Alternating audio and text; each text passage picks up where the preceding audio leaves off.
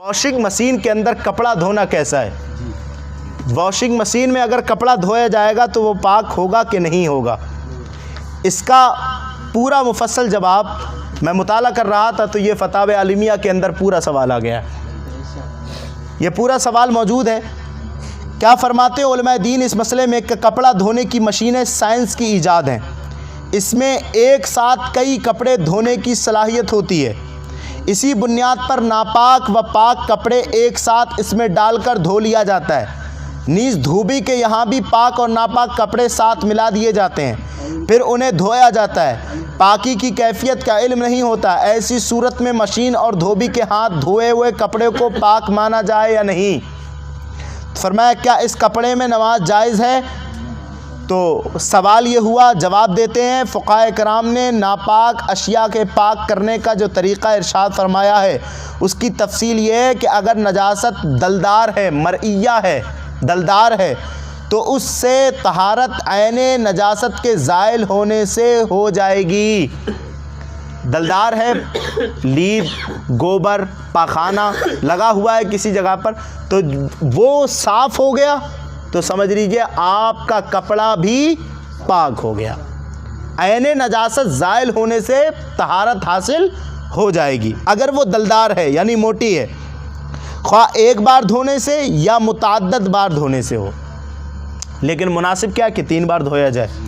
और अगर नजासत गैर मरइया यानी पतली है तो जिस चीज़ पर वो लगी है अगर नचोड़ने के काबिल है तो 3 बार धोए और हर बार नचोड़े, इस तरह वो पाक हो जाएगी।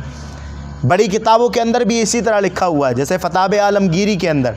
तो इस इबारत से ये वाज़ेह हुआ कि वॉशिंग मशीन में धोए जाने वाले कपड़ों पर अगर नजासत मरइया यानी दलदार नजासत हो और वो धोने से ज़ाइल हो गई हो तो कपड़े पाक हो गए। यानी दलदार नजासत है और वो साफ़ हो गई धोने से वॉशिंग मशीन के अंदर, तो कपड़े पाक हो गए। उनका पहनना जायज़, उनमें नमाज दुरुस्त। और अगर नजासत ज़ाइल नहीं हुई तो उनमें नमाज नाजायज़। नजासत कपड़े से दूर नहीं हुई तो अगर वॉशिंग मशीन में भी धो लिए तो कपड़े, उसका पहनना भी नाजायज़, उसमें नमाज पढ़ना भी जायज़ नहीं है। और अगर नजासत गैर मरइया है यानी पतली है तो उसको वॉशिंग मशीन या उस जैसे किसी छोटे टब वगैरह में धोने की सूरत में 3 बार धोना और नचोड़ना ज़रूरी है। या एक तो ये तरीक़ा करें कि अगर वॉशिंग मशीन में धो रहे हैं तो 3 बार धोएं उसे और 3 बार नचोड़ें, तो वो जो सुखाने का होता है उसमें। एक तरीक़ा ये हुआ। दूसरा तरीक़ा ये भी लिखते हैं किताब के अंदर कि धोने का एक दूसरा तरीक़ा ये भी है कि कपड़ों को धोने के बाद मशीन में लगे नीचे पाइप खोल दें। जो मशीन में नीचे पाइप लगा होता है, धो लिया उसे और उसका नीचे का पाइप खोल दें, फिर देर तक ऊपर से पानी बहे, उस पर बहाते रहें, ठीक है, और मशीन चलती रहे यहाँ तक कि गुमाने गालिब हो जाए कि नजासत दूर हो गई, तो इस तरह भी कपड़ा पाक हो जाएगा। जिस पे निजात लगी है वही कपड़ा हो या सारे कपड़े मिले हुए हैं तो वो सब नहीं आ जाएगी फिर? सारे कपड़े भी अगर मिल गए तो ये मसला लिखा हुआ है कि अगर सारे कपड़े भी मिल गए और नजासत दलदार है, ठीक है, और दलदार दूर हो गई, सारे कपड़ों के मिलने से भी सब पर से दूर हो गई, तो कपड़ा पाक हो जाएगा, उस पर नमाज पढ़ना भी दुरुस्त हो जाएगी। लेकिन मैंने पिछली बार अर्ज़ किया था कि पाक और नापाक को मिलाना ये मुनासिब नहीं है, क्योंकि इसमें हर्ज होगा, धोने में दिक्कत होगी, ठीक है। और यही धोबी के यहाँ का भी मसला है, ठीक है, कि धोबी के यहाँ अगर नजासत मरइया थी और उसका इजाला हो गया तो कपड़ा पाक वरना नापाक, और नजासत गैर मरइया थी तो धोबी के धुलने से पाकी का हुक्म ही है, मगर बेहतर है कि पाक करके धोबी को कपड़े दिए जाएं। हुजूर सदर शरिया बाहर शरीयत में फरमाते हैं कि बेहतर तो यही है कि पाक करके धोबी को कपड़े दिए जाएं, और नापाक कपड़ा दिया धुलकर पाक हो जाएगा, मगर जबकि नजासत मरइया काबिल ज़वाल थी, और अगर काबिल ज़वाल नहीं थी तो तुम्हारे धोने से भी जिस तरह नापाक होता है धोबी के धोने से भी वो नापाक रहेगा।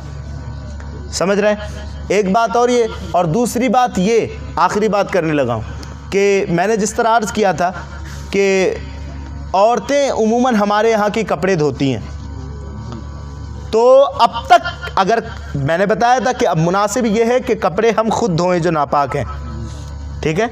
ये कि हमारी गैरत को कैसे गवारा कर सकता है कि हमारी नजासत हमारी माँ बहनें धोएं, ठीक है। تو یہ غلط طریقہ ہے. خود دھوئیں، لیکن اگر دھو دیا ہے یا وہ دھل گیا ہے تو کپڑا پاک ہوگا، پاکی کا حکم ہوگا یا ناپاکی کا؟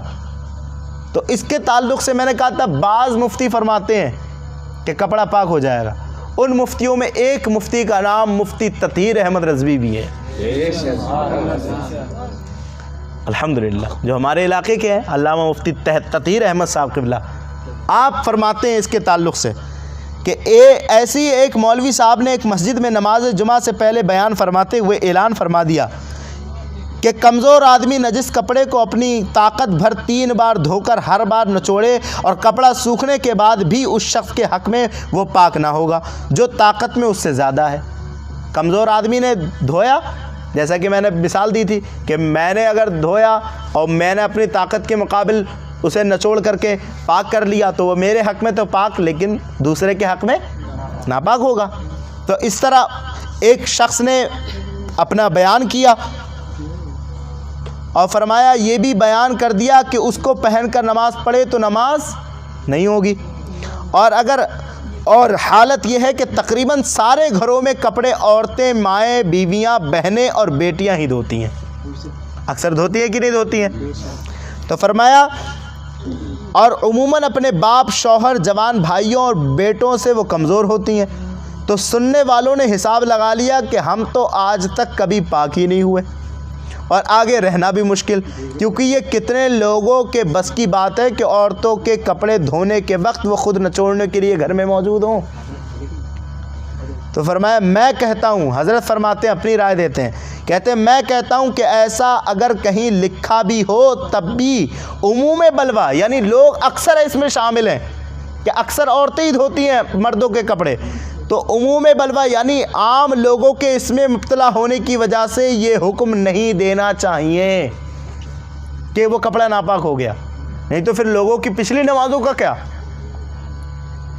پھر تو لوگ گمان کریں گے کہ بھئی یہ تو کپڑے پاک کرنا تو بڑا مشکل ہے، کیونکہ کہاں ہم عورتیں دھوئیں گے تو ہم کہاں نچوڑنے کے لیے موجود تو نہیں ہوں گے.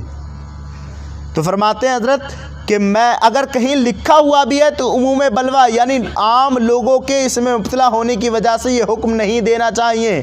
یہ 3 بار دھو کر ہر بار طاقت بھر نچوڑنے کا حکم زوال نجاست کے لیے فقہائے کرام کا اندازہ ہے. یہ صرف اندازہ ہے، ان کا حکم شرعی نہیں ہے، یہ اندازہ ہے.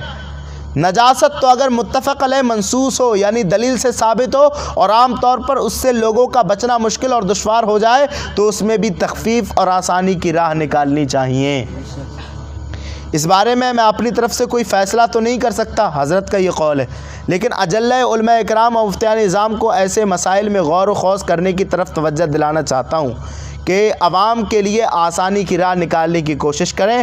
کپڑے دھونے والے اکثر لوگ پہننے والوں سے کمزور ہوتے ہیں، وہ گھروں کی عورتیں، مائیں، بہنیں، بیویاں اور بیٹیاں ہوں یا نوکرانیاں یا مدرسے کے طلباء ہوں. اس لیے بہتر یہ ہے کہ اگر وہ کپڑے دھو دیں تو اس کپڑے کو پاکی کا حکم دیا جائے. یہ علامہ تطہیر احمد صاحب کا فتویٰ ہے، لیکن مناسب یہ ہے کہ ہم اپنے نجاست کے کپڑے کو خود دھوئیں. ٹھیک ہے، یہ نہیں کہ مفتی صاحب کے فتوے پر عمل کرتے ہوئے کہ اب لو سب تم ہی دھو، تو یہ نہیں کرنا ہے. اگر دھل گئے ان سے دھل جائیں تو اس کو ناپاک نہ سمجھا جائے. ٹھیک ہے، اگر نجاست زائل ہو گئی ہے، دور ہو گئی ہے تو وہ ناپاک نہیں ہے، لیکن بہتر ہے کہ آپ اپنے ہاتھ سے ہی کپڑے دھوئیں. اللہ تعالیٰ ان سب مسائل پر ہم سبوں کو عمل کر